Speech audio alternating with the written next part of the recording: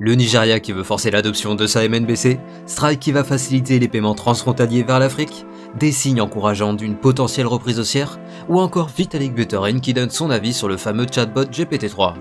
Bienvenue dans ce Daily Crypto où je vais vous résumer ces dernières actualités du monde crypto et blockchain.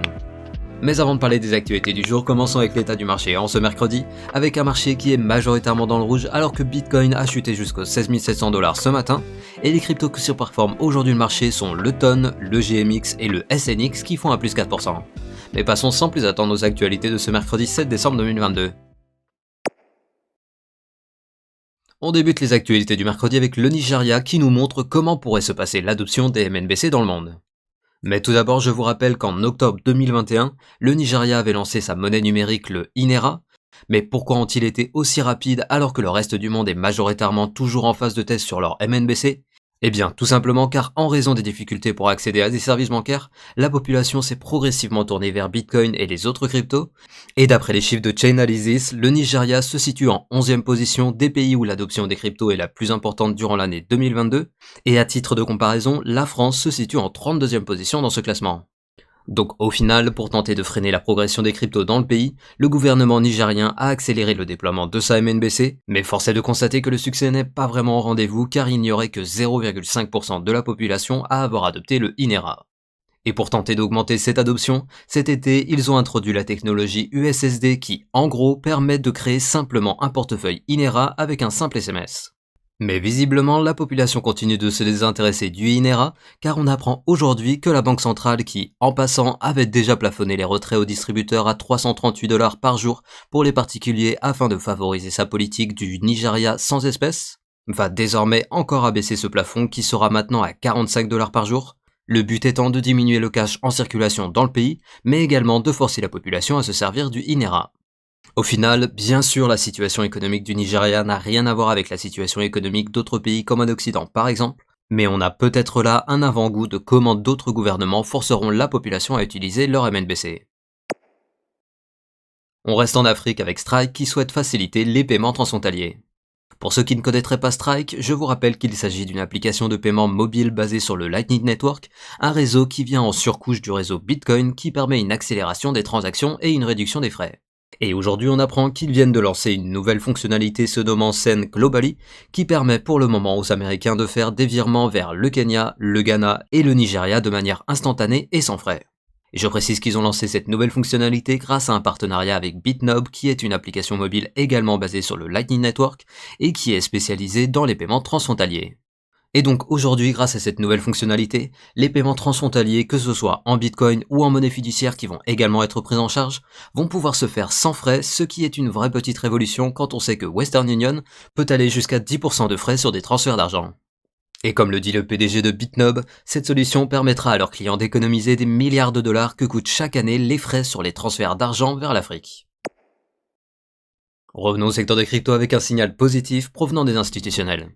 Dans le rapport hebdomadaire du 5 décembre de CoinShare, on apprend que les positions short des institutionnels sur Bitcoin ont diminué de 27 millions de dollars, ce qui représente une baisse de 15%. Donc ici on parle d'un changement de position significatif qui, d'après François Lavial, directeur de gestion chez AlphaCap Digital, nous montre qu'il y a un essoufflement de la pression vendeuse et que le marché a déjà pricé les futures faillites liées à la chute de FTX, car l'effondrement de FTX a provoqué une baisse de 25% du marché, alors que celle de BlockFi qui a suivi n'a impacté le marché que de 3%. Bref, d'après ces chiffres, il est probable que l'on ait passé le pire pour le marché des cryptos, et il est intéressant de remarquer que ce changement de position intervient également alors que la semaine dernière on avait Jérôme Powell, le président de la Fed, qui avait évoqué un potentiel ralentissement des hausses des taux d'intérêt à partir du mois de décembre. Et je précise qu'on en saura un peu plus sur les décisions de la Fed la semaine prochaine, car mardi prochain vont être publiés les chiffres de l'indice des prix à la consommation américain qui indique le taux d'inflation dans le pays, et dans la foulée il y aura la réunion du FOMC le 13 et 14 décembre qui décidera en fonction des chiffres de l'inflation si oui ou non il diminue le rythme des hausses des taux d'intérêt. Donc pour le moment on a quelques signaux positifs, mais en raison de la situation macroéconomique on ne peut pas encore dire avec certitude que le point bas de marché a été atteint, donc restons prudents. D'ailleurs, en parlant de prévision, on en a une autre qui elle est plutôt pessimiste pour les mois à venir. En effet, la banque britannique Standard Chartered a dévoilé dans sa dernière note de prévision que Bitcoin pouvait chuter de 70% et atteindre les 5 000 $ durant l'année 2023, Mais comment justifie-t-il une prédiction aussi baissière? Eh bien pour eux, c'est la crise de liquidité des places d'échange entraînée par la chute de FTX qui serait loin d'être finie, et qui pourrait entraîner de nouvelles faillites qui entraîneront une pression vendeuse sur Bitcoin, et donc pour eux, les futures faillites ne sont pas du tout pricées par le marché. Bref, vous l'avez compris, tout le monde y va de sa prédiction, et je rappelle qu'à l'heure actuelle, il est impossible de savoir où se dirigera le marché dans les mois à venir, mais en tout cas, une chose est sûre, c'est que les décisions de la Fed et la suite de la crise de liquidité des plateformes crypto sont les deux points qui dicteront si l'année 2023 sera positive ou négative.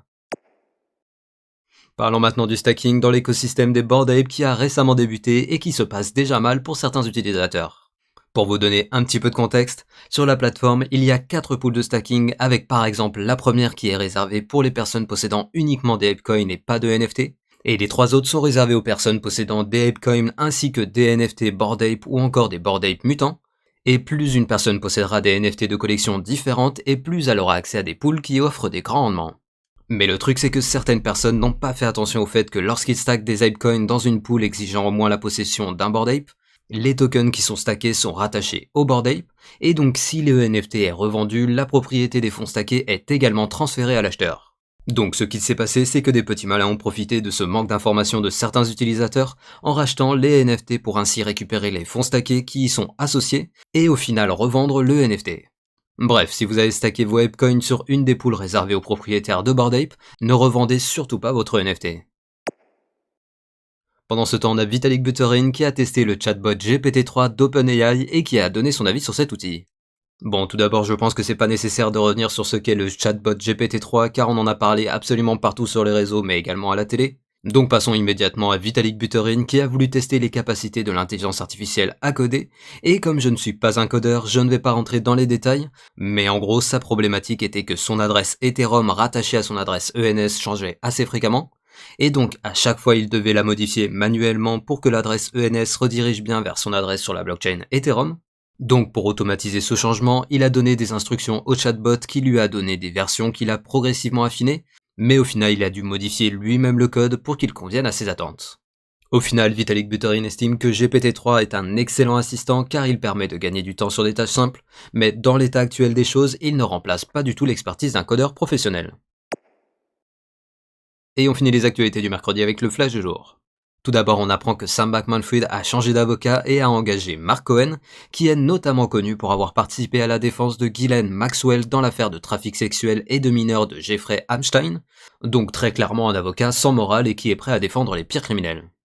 Ensuite, on a une très bonne nouvelle pour Multiversix, anciennement Elrond, car on apprend que le GLD est aujourd'hui listé sur Coinbase qui a plus de 100 millions d'utilisateurs, une actualité qui a permis au token de surperformer le marché aujourd'hui alors que Bitcoin a bien corrigé. Et finalement, on a la firme indépendante se nommant Mazar qui a finalisé son audit complète de Binance, et le résultat est sans appel, les actifs détenus dépassent de 101% les dettes de la société, donc oui, à l'heure actuelle, Binance fait partie des plateformes les plus sûres si vous voulez conserver vos cryptos sur une place d'échange centralisée. Ainsi se termine le Daily Crypto du mercredi. Comme d'habitude, pensez au like pour le référencement de la vidéo et à l'abonnement ainsi que l'activation de la cloche pour être notifié dès que je sors une nouvelle vidéo. Et je vous rappelle que vous pouvez retrouver mon contenu en version ultra condensée sur mon TikTok que vous retrouverez dans la description. Et je vous dis à demain pour un nouveau Daily Crypto.